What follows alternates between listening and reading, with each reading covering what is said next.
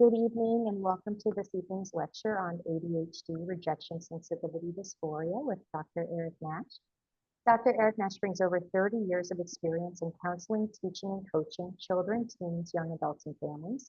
His career includes 7 years as a therapist in multiple psychological hospitals, 18 years as a special education department chairperson and teacher in Palm Beach County School District, 13 years as founder of Support for Students Growth Center and College Life Skills Program. He is a national speaker who's presented dozens of workshops on improving behavior and social skills in children and adolescents with perceptual differences, promoting behavioral, academic, and social success for students with high-functioning autism, and teen workshop series, Boss Level Focus, Struggling with Time, School, or Productivity, Learn How to Stay on Track. And with that, I will hand it over to our esteemed presenter. Thank you so much, Catherine. And thank you, everybody, for having me today. I so much enjoy when I'm able to share with others tiny bits of things I've picked up over time that I'm able to use with our kids and our kiddos and our families and our young adults and educators. And as you heard, part of my story is spending 18 years in Palm Beach County schools, where we were working with children, teens, and young adults of all ages and all capacities, and trying to figure out how to help them balance out their day so that they can learn and maximize that has always been a big part of it. So with that, I'm going to get into this here, and voila. All right, so a little about me. Pretty much Catherine already mentioned it, but I like to show off Daisy. Daisy is our therapy dog that works in our center with us all the time. She is a 10-year-old, 10-and-a-half-year-old, medium-sized golden doodle, and she's a certified therapy dog, and she's just awesome to have around. I think I've got the best career in the world. I get to hang out with my wife, who's the office manager. I've got 14 employees that are in and out, all counselors doing stuff, and I get to do what I love doing every day. So absolutely love it. All right. Well, the question is, what is RSD? And for many of us, it just doesn't mean anything, because a lot of people, depending on the hat that you're wearing, RSD doesn't come up in the DSM-5 or whatever, maybe the latest version when you're listening to this. And the whole focus on RSD is a set of characteristics. So it's not a diagnosis. It's not all these check marks that, hey, you have this, or you have ADHD, or you have social perceptual disorder, or whatever. But these are pieces that are considered comorbidity issues to ADHD and other neurological based types of things that we'll discuss a little bit. And the characteristics of RSD is the intense emotional pain. And what I mean by that is when our young people, or not so young, have ADHD, quite often when they're bringing in their environment, when people are talking, when people are making noises, when sounds are going on in the environment, when lights are coming on or going off, when people are next to them doing this on the table, whatever the input is, where you and I may be like, we hear it, but it's no big deal. They're hearing it up here. That sensory overload. And it can be where it causes a physical overload and becomes painful, where emotionally it just causes this uncomfortability and this distress that's being there. All right. For those of us who have a good knowledge base when it comes to autism spectrum, in that realm, and I'm not going to cross too much, but just little conversations, is when it comes to autism spectrum, it's the overload of the sight, sounds, and such that becomes so apparent that leads to reactive behaviors. And in that regard, it's very similar with ADHD. It's the intense. I like to give the analogy of, like, if I was driving in my car, or we were driving in my car, and I turned up the volume to a 10, and I tried focusing on something, All righty, whether it's directions or what my wife is saying next to me or whatever's going on. It's really hard to really think it through. If you don't believe me, think about how many times you were driving around and you're trying to find something and you lower the radio just so you could focus better. I do it all the time. And that's just like a minor picture to try to put a visual on what this RSD is when it comes to our young people. So the symptoms, all right, and I'm not a word reader. I'm not going to do that. I don't like it when people do it to me, so I'm not going to do it to you. But the main terms, the intense emotional pain, that yuck feeling that may be so hard to adapt to, especially for teens and adolescents. And the teens and adolescents are, just not neurologically balanced yet. That's why they're teens and adolescents. So they have a harder time dealing with the emotional overload, that physical discomfort, and some of us may have experienced this. Sometimes we see it as a fight or flight or as an anxiety type response. Something happens, our heartbeat goes up, we sweaty palms, knots in our stomach, our body is giving us a tell that there's an uncomfortability going on. The avoidance behaviors. And I think the avoidance behaviors is what the teachers and other professionals and parents quite often are seeing as the number one symptom that is a manifestation of this RSD with our population, is that they are feeling so uncomfortable in a situation that they're going to do whatever type of behavior they do to avoid that behavior. I had a young man a few weeks ago, was in a middle schooler, was in a class, whatever subject, it's irrelevant. And he went in and he was just very uncomfortable because he has a hard time with that subject. Had nothing to do with anything other than that's a hard subject for him. And what did he do? He wanted to avoid dealing with that subject at all costs because it didn't feel good. Just like I would if something was bothering me. First thought is I want to get away from it. So what did he do? He went in, he walked around, he didn't listen to the teacher, he became a little back and forth with the teacher, wound up getting himself removed. All right. He learned how to avoid that situation. And then he got out and, whatever the consequences were, apparently the consequences weren't as great as him staying in there and being uncomfortable. Defensive reactions, we see sometimes also the emotional instability.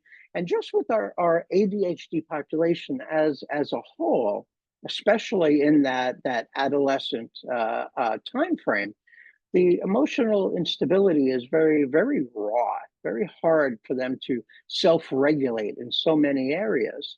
And then when it comes to the social, social happens to be one of my favorite interests, my favorite areas of interest.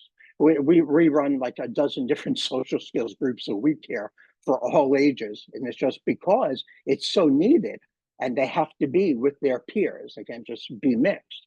So anyway, so withdrawing from the social situations, isolating, avoiding, all these behaviors that we see, and well, maybe he just doesn't like being around people. Maybe he's the one who's causing a problem. Not, well, maybe it's just too amped up. Maybe, I don't know how many of you have been in a school cafeteria lately. Not the quietest place you'll ever be. Between the sights, the sounds, the smells, the proximity, the lighting of variations and all that, it's not a very happy, friendly place. Very easy to get overwhelmed in there. And a lot of our kids will isolate in that environment or find ways to avoid being in that environment. So RSD and ADHD. Right? Dr. Dodson is probably the most well-known researcher on the topic right now, or at least from what I've come across. And saying that 99% of those people with the ADHD DX are experiencing RSD at some points in their lives. So we're not talking everyday type of thing, although it could be, but it's a factor in there. Also, that he was the first practitioner specialized with adults with ADHD more than 2.5 decades ago. So this isn't something that popped up last year. It's something that's becoming more commonplace, more well-known, more taken serious, if you will. And then that, when it comes to the students, they're reacting and they're looking like the behavior from the outside, the behavior looks like that's the issue. They're doing they're being the class clown. They're spending 10 minutes pretending to look in their backpacks. Whatever it is that they're doing, the behavior looks like, is a byproduct of their uncomfortability in this situation. So with that, according to the OT4 ADHD, which is the Occupational Therapy for ADHD website. I wanted to be clear on that because it can look a little odd if you're not familiar with it. It was to me when I first came about it. Is one of the predominant issues in all assets, not just school, but in all aspects of a student's life who is experiencing ADHD is the executive dysfunction. The disability, or I shouldn't say disability, the difficulty with planning, organizing, and following through. That is a snapshot of it. It's really 11 different areas.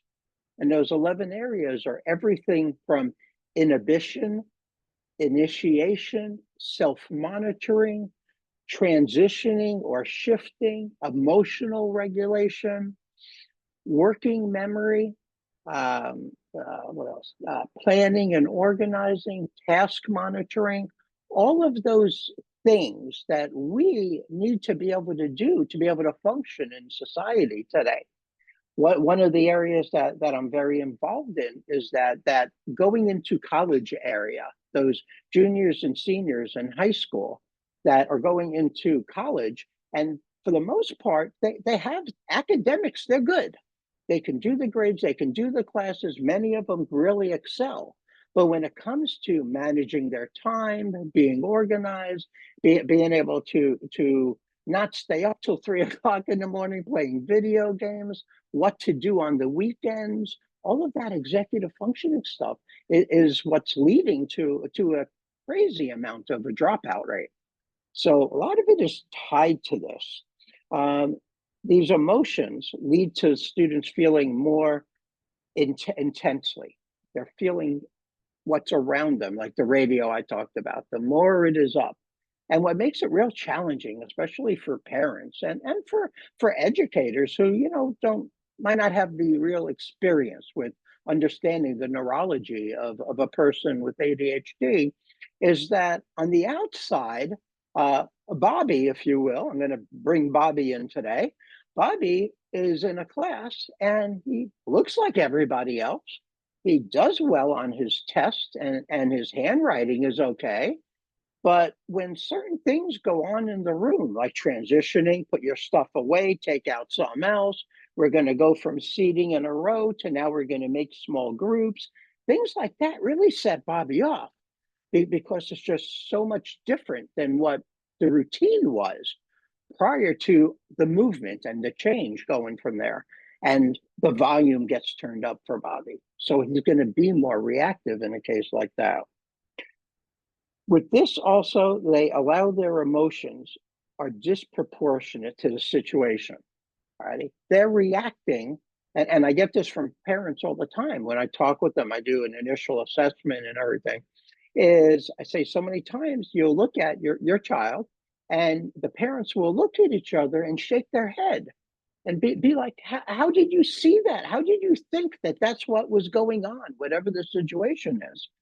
And it's very hard for a person with ADHD quite often if they're not don't have that awareness about themselves yet to be able to explain, well, you know what, when we're in this situation and everybody started moving, or even the dog started flipping out because somebody was at the door, that caused them to get anxious. Those set of characteristics we saw before, those things started kicking up. So it's with that. It says with ADHD, often hypersensitivity magnifies the input, while difficulties with self-regulation exaggerates the output. And it's what's going in, what we see happening, and how we see them reacting. It just doesn't match up. And that's what the dysregulation is. That's what it is when we're talking about rejection, sensitivity, dysphoria. It's that dysregulation of the environment.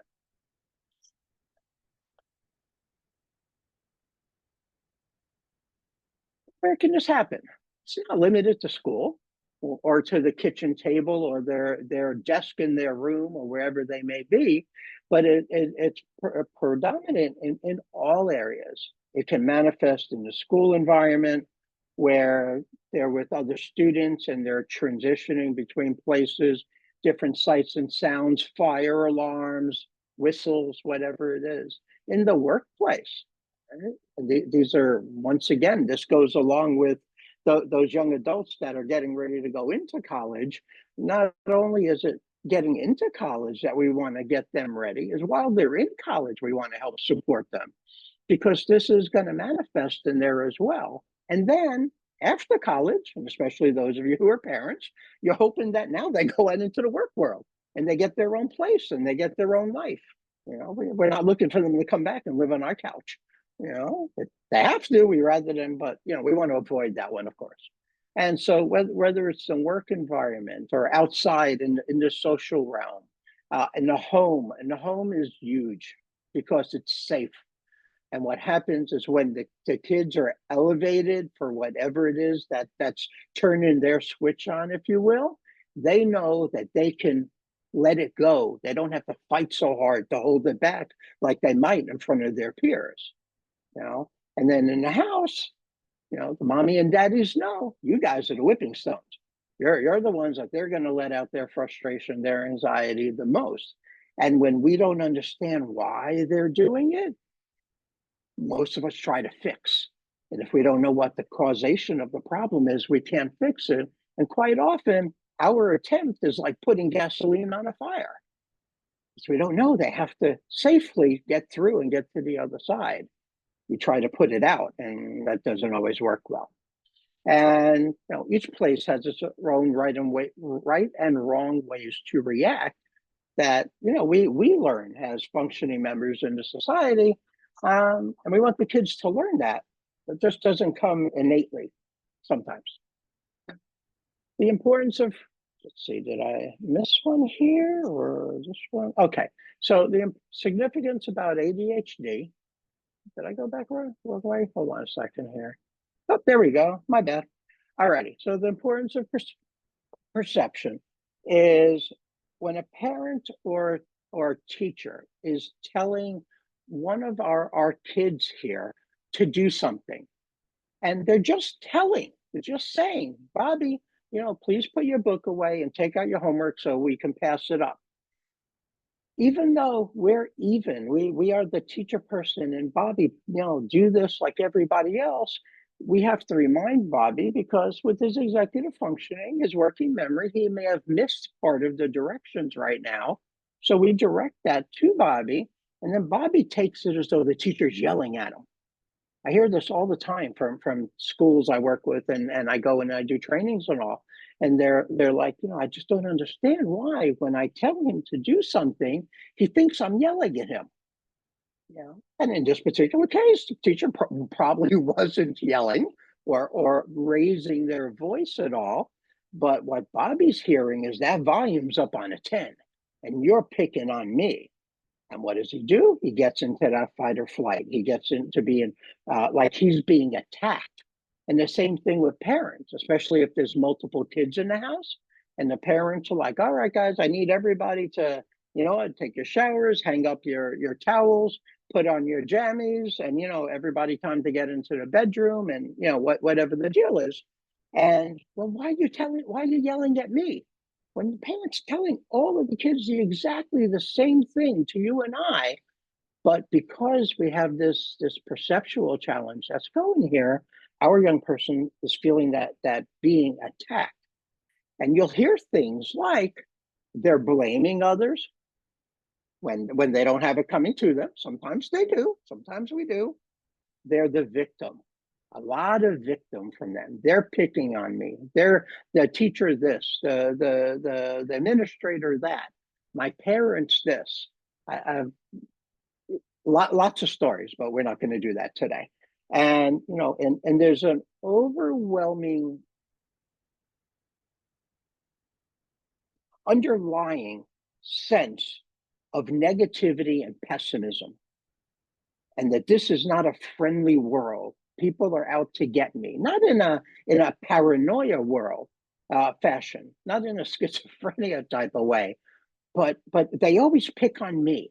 They're always yelling at me, my mom, my dad, my neighbor, whatever the case is. They're always at me, and that can be part of what we're talking about in here. They use the term rejection lens glasses. And you know what? I like that term. It really fits. When it comes to some of the ways to manage some of what we're talking about here. So when it comes to managing RSD at school, got to look at first of what's the underlying, what is it that's happening. Alrighty. So at school, the students RSD often feel as though they're being rejected, that they're being pushed away or singled out when they're given constructive criticism on assignments. Now, we know that part of being a teacher, part of being a student is you do the assignment, I'm going to give you feedback on it. I'm going with the vast majority of times when students get constructive criticism on assignments, it's because something was done incorrectly. Not usually going to be an attack.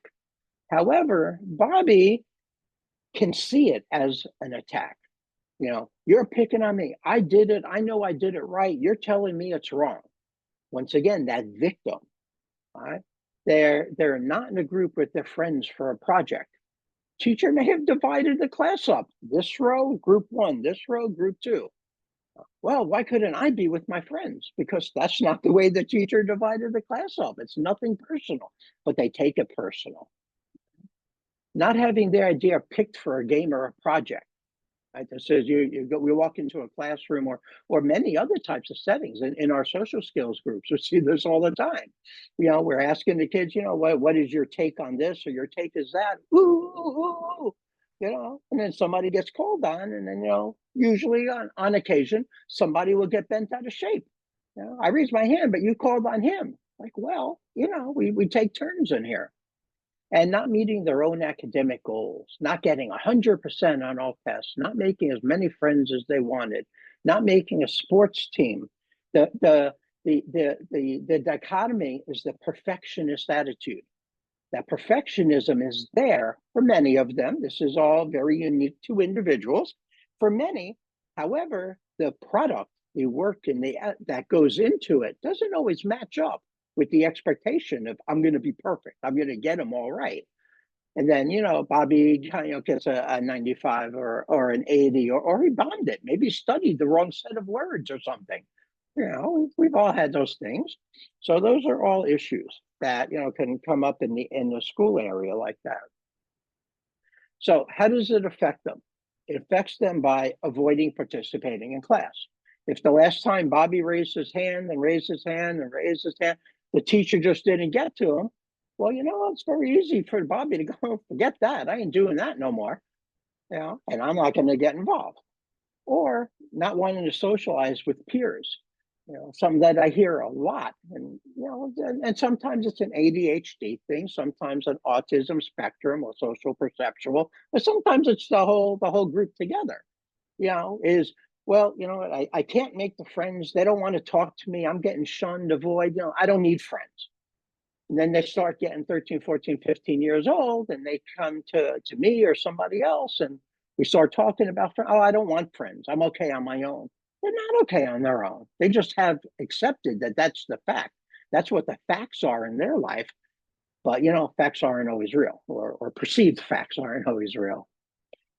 Falling behind in class because they don't want to be told that they're wrong when asked a question. It's that avoidance.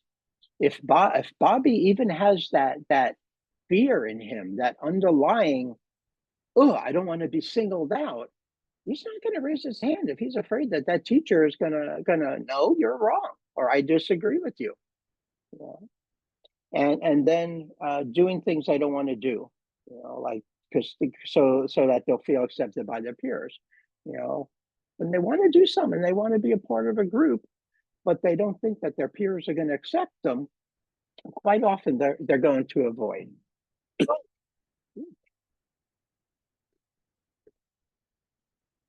How do we respond? How is it there? So now you have the student in the situation. They're upset, don't know what to do, how to do things. They're telling a teacher or a peer how you're feeling, so you may adjust the way you're giving feedback. These are a couple things that the kids can be doing. We can help them learning, remembering what you did right. If we're into, I always get it wrong, I'm stupid, one of those. Well, some of my favorites from the kids are either this class is stupid or, I'm an idiot when they're getting, in the 99 percentile.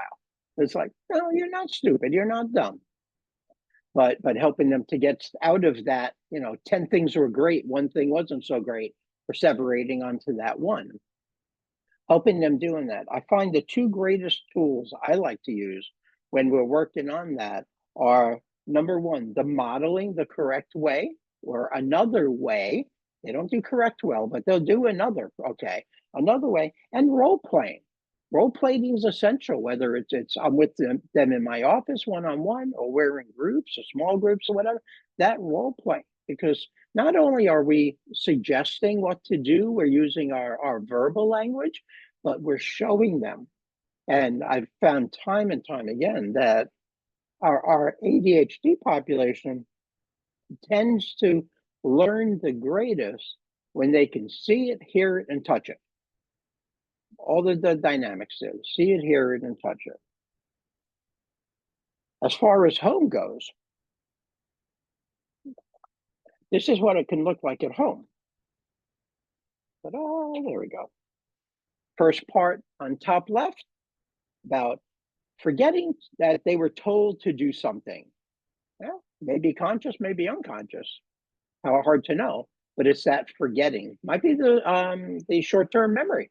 Do A, B, and C, and they forgot B. The next one over on the right is being corrected on how to do things, taken as a victim. They're picking on me. Bottom left, comparing. Well, your sister doesn't do that, or your brother doesn't do that, or why aren't you like your cousin, or anything like that. That's like a 2x4 to the face. And the last one there is getting into disagreements with the parents and siblings and feeling like they're being beaten down. And that's their perceived perception on that. How does this affect home life? Well, there is a 50% divorce rate among first-time married people in this country right now. I don't have a stat, but I'm taking a real good guess that there's a good percentage of those divorces have to do with maybe these or other challenges with kids, but how to deal with the situations that are going on at home. Because quite often, mom will have one approach and dad will have another. And mom thinks it's this, but dad is, nope, it's behavior. And very different perception. So helping, when whatever capacity we're in, is helping others being able to work together, whether it's the parents to get on the same page, or if we're in a school setting and we have a gen ed teacher and a support facilitation teacher to be on the same page, or administrators, or whatever dynamics. So what they're talking about here, and these are examples, they're not exclusive. All right? We could spend a whole hour on this thing alone. Is everything from the tension between the siblings, the arguing at home, the emotional outburst, the hitting, the breaking things. I had one a couple months ago, fist through the wall. What did dad do? He was great. Let him chill out, and when he was done, let me show you how to patch a wall. That's what he wound up doing. He wound up fixing it, and he paid for whatever else had to be done. But dad didn't lose his cool. Dad had some skills to bring into it. Not wanting to come out of their room, seeing that more and more with this thing. I mean, the technology is phenomenal, but it's also horrible because it's an escape. I don't have to deal with anybody out there. I'm just going to sit here and, go into fantasy land. This is how I should be. This is what it'll be like someday, and comparing ourselves and avoiding doing responsibilities. And that goes right back to that avoidance. Boy, that avoidance is stirring up a lot of households because people, it's hard to deal with that. How should we respond? All right. And I am not telling anybody what to do. I am sharing information. So how should we respond? Number one, working on our communication skills. Probably one of the most challenging things for me, and you, if it applies, is when I am emotional about something, being able to be a good communicator. When I am upset about something, when I am hurting about something, being able to get my thoughts and expressions out in a meaningful, helpful way. So being able to do that. The second is, excuse me, is to help the kids learn and really feel that they're really being appreciated. We were talking a little setup before we started on the meeting, and Catherine mentioned that that kids with ADHD are told 5 times a day, at least, don't do it, bad, whatever it is, something of a negative. Imagine if we turned that around and we made it 5 of positive, and you did good at this, you did good at that. We got to start doing that. But like the key to that with the positives, it has to be genuine. Our kids are going to sniff it out if we're making up, hey, that was great the way you held your pencil.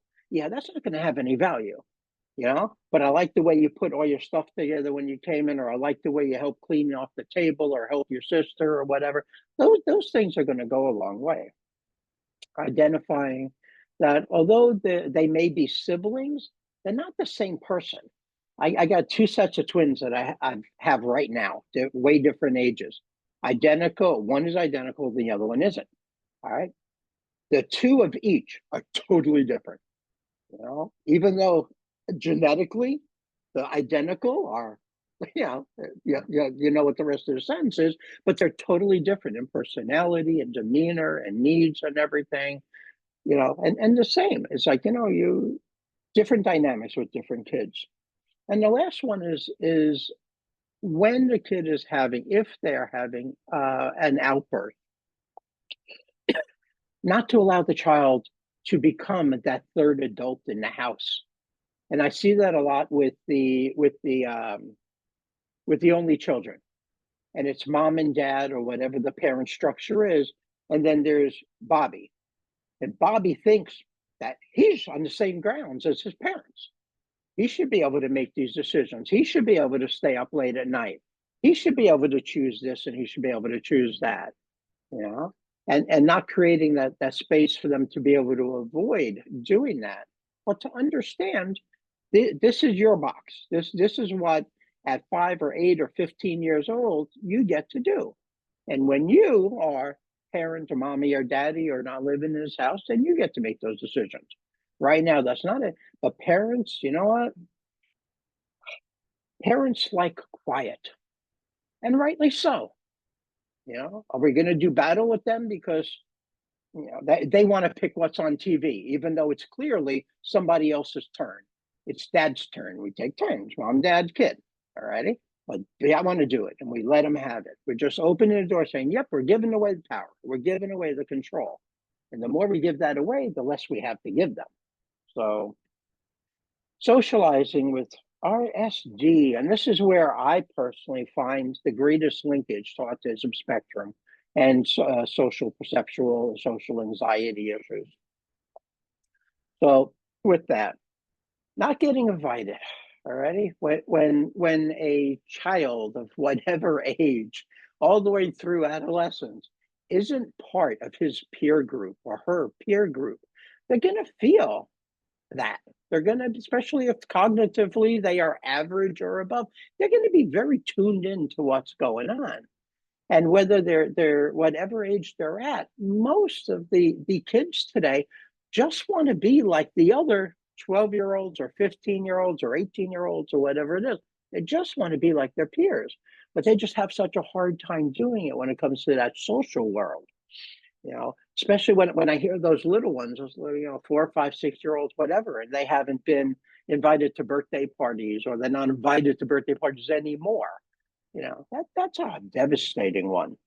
Being shunned is the second one there. When people just don't want to be around them. They might not say, "Hey, I don't like it when you do this or do that." They might just, we're just going to avoid them.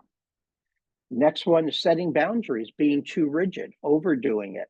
That can be a case also, especially if a parent or educator or somebody else just doesn't have a good understanding as to why Bobby's doing what he's doing. Next comes the impulsivity, is flooding them with text. Our kids are very skilled at not having boundaries, and they may text a friend, "Hey, you want to go do something? You want to come to my house on Saturday or go to a movie?" And the friend doesn't get back quick enough. So they text them again, and they text them again. They text them. Many of us, when we were growing up, we use phones. The phones, may have had cords back then, which we don't have too many of them today, unless you're in an office. And we call our friend again and again and again and again. It's like, go away. I don't want to have nothing to do with you. And when you can tell something is wrong, but somebody doesn't want to talk about it. All things that can lead into challenges with peers. So some of the ways that it impacts their life is the social isolation. Social isolation just leads to so many problems today, so many difficulties. The emotional outburst towards friends, yelling, cursing, calling names, fist in walls, whatever it is, hitting animals. I mean, we can go on, and they just get worse and worse. The trust issues. When somebody has it in their head that they're a victim and the world is picking on them, they're not going to be quick to trust. And I don't think there's a heck of a lot of chance of developing good relationships in general if we're not able to have some trust in people. Lack of non-familial support systems. I go with the thought process that most, the huge majority of parents just want what's best for their kids. All right. There's a couple out there that, we can question. For the 99.999%, just want the best for their kids. But how to get on the same page when mom and dad have different perceptions of a situation. Or, and this is another one, mom or dad and dad, they've got their own stuff going on. And that might not be diagnosed, or that might not be treated. I might not be treated correctly, So, and then overthinking. Overthinking, as I had yesterday, one of my college kids, and who went away to college. We still work with them, and is a great what if person. Meaning that they just, well, what if this happens, and what if that happens, and what if I go to this teacher, and what if he thinks I'm stupid, and what if I ask for help and he tells me to go away, and what if I go to the courtyard and I want to go listen to music with a bunch of people, and what if they don't like what I'm wearing? And boy, they just get on that merry-go-round, and and that could impact their social lives. Like, I ain't going there. Excuses instead of changing the behavior. Because ultimately, that's what we're looking for here. What is the solution? The solution is to understand where they're coming from and help them identify solutions that they think are going to be of value to them.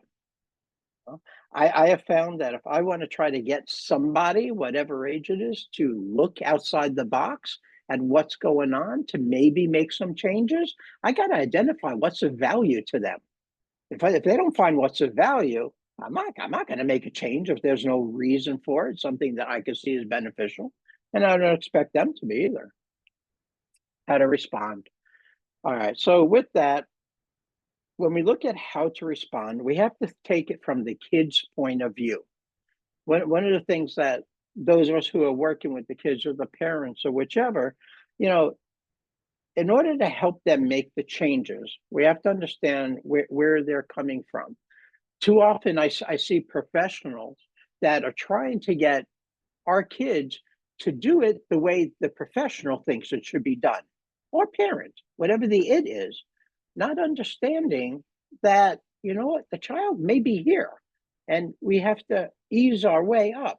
We can't go from here to here. We can't go from looking at something as hostile and victim-like to friendly and safe. It's not going to happen in an afternoon. It's going to have to be a process to work up to that. Okay? The not being sure that I believe in others, anything. They're talking about the trusting others, the self-reflecting, what is going on in me, learning how to be able to self-regulate and self-monitor, which is executive functioning, and then educating them, teaching them about what's going on in a age-appropriate way. Controlling RSD at work. So understanding the difference between work and personal socialization. The way I interact with my counselors here is not the same hat I'm wearing when I'm hanging out with my guy friends on Saturday watching the football game. Okay? It's not even the same when I'm with family in different situations. It's all different situations, all different areas of how we act in those. Going into the workplace and giving somebody a hug is not typically okay in the workplace, but when I see family, that's perfectly acceptable. Getting criticism about an idea or work you did, very much like in the classroom. They get an assignment back, it's wrong. They raise a hand, it's not a right answer. That criticism isn't always an attack, but for many of our kids, it's perceived as an attack. And then poor communication. When I have my young adults who are apprehensive to talk to the professors, to go to the clinic if they're away at college and they're not home, when they got an ouchie and something's going on, that's going to play quite a bit on them with that poor communicating. How RSD can affect their work life, the conflict and burnout are the greatest areas that'll present. And quite often, they're fueled by anxiety.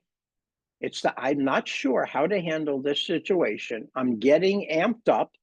And as a result, I'm getting more impulsive and reactive in my behaviors.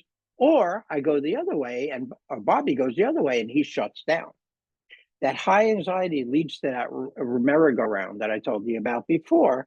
And the what ifs, what if this happens? And the if only that would happen. And it goes into all those places that take us away from being mindful and being in the moment. How can we respond? Identify if your coworker is actually rejecting you. This is what we want to teach them how to be able to do. Or if you're just perceiving the workplace boundaries as rejection, to be able to look at it, for them to look at the specific situation, to learn how to take a step back and do that. And that comes from role playing and modeling. That's not going to be give them a piece of paper. Hey, here it is. Go learn it. I don't see it happening that way. The second one is about clear communication, being able to have that dialogue, go back and forth. And if you're talking to a boss or a professor or a girlfriend's parent, to know that communication, is different in different environments. Going to your boyfriend or girlfriend's parents and talking to them like your peers isn't going to go over well. And adolescents are the hardest from 13 to 25 with the emotional regulation because the brains just aren't fully developed yet. The whole neurology is still cooking. The oven is still cooking there. Managing RSD while at college, my favorite topic. And, part of it is that feeling left out because maybe their roommate has other plans, they have other friends, that their own priorities at home, going to different schools, maybe the friends that group that they had are going to different schools, they're not with them now, not doing well in one of the classes, the whole self-concept gets impacted, and maybe a professor not knowing who you are. Just expecting, like when you were in, a particular school, the teachers knew your name. Well, you know what? In universities and in work environments, people don't necessarily know who you are. Going to student disability services on campuses is very key. Even though many of them don't quite understand the neurology And many of the counselors and teachers and all will think that the child's acting like a brat or a big baby. They need to be educated as to why Bobby is doing the way he's doing so that we can help Bobby grow up and mature and to go forward. After college life, ready?